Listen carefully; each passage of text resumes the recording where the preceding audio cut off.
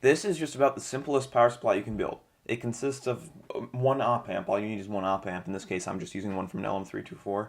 I just have the ground and power connected up to a power supply. Basically, that's all you need is an unregulated power supply that you want to regulate. I have the wiper from a pot connected up to the non-inverting input. I have the inverting input connected to the output, and the output connected to my voltmeter that I just showed there.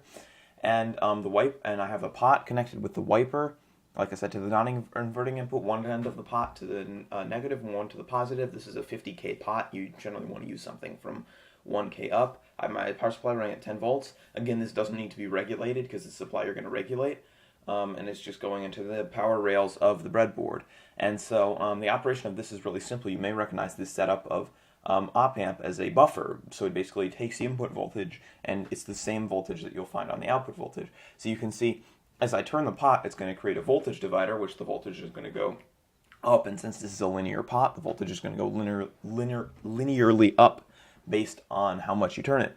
So as you can see, as I turn it up, it outputs the same voltage that's on the wiper pin. It just mirrors that on the output, and I'll explain why in a minute. But as you can see, once I turn the pot past a certain point, the voltage doesn't go up. Even though I'm using 10 volts, the supply really only gets to 8.7, and that's because the op amp has a maximum output, but it can get down to 0. This is not, LM324 is not really a good op amp if you want to build the supply up. I wouldn't recommend actually building it. I'd recommend an LM317 because while now LM317 supply is slightly more complicated, it's much better because again, an LM317 can get actually closer to the output.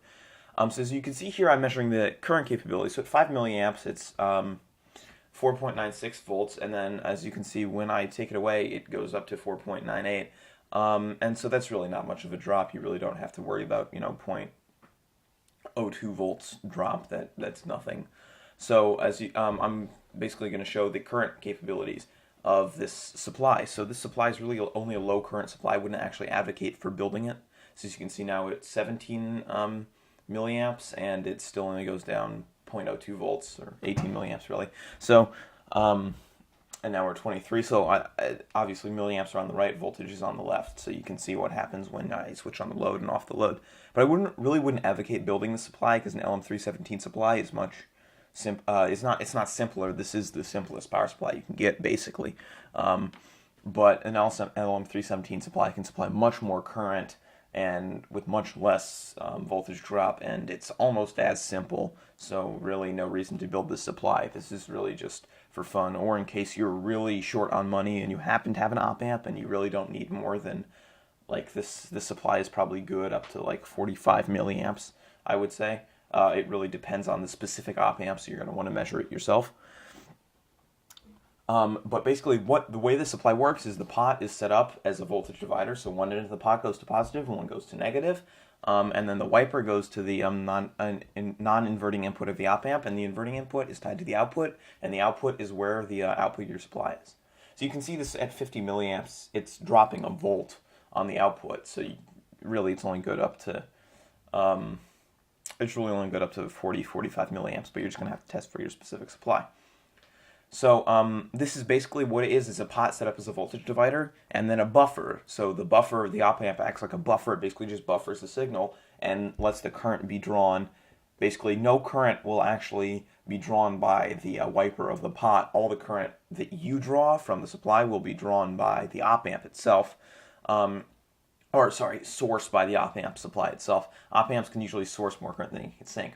And so what I'm doing here is showing you why you need a buffer. So I have the wiper of the pot set up without the buffer of the op amp, just the wiper of the pot set up. And as you can see, if I'm just drawing, what am I drawing now? 400 microamps straight from the wiper of the pot that normally without any load is at 5 volts. 400 microamps, it goes down to 150 millivolts. So, I mean, that's just ridiculous. At 300 microamps, it's still 400 millivolts. So, I mean, that's why you need the buffer, is because this the current that you draw will actually be drawn from the op amp, not the pot. And since the pot is a voltage dividers don't do well under any current at all. In fact, you really need no current, because an op amp's non-inverting input is effectively infinite resistance. So as you can see, even at 45 microamps, the supply is still dropping half a volt. So that's why you need the buffer of the pot. So like I said, I wouldn't advocate the supply. It's not a very great supply, but you can build it up just for fun. I thought it was fun to see how simple a power supply can be.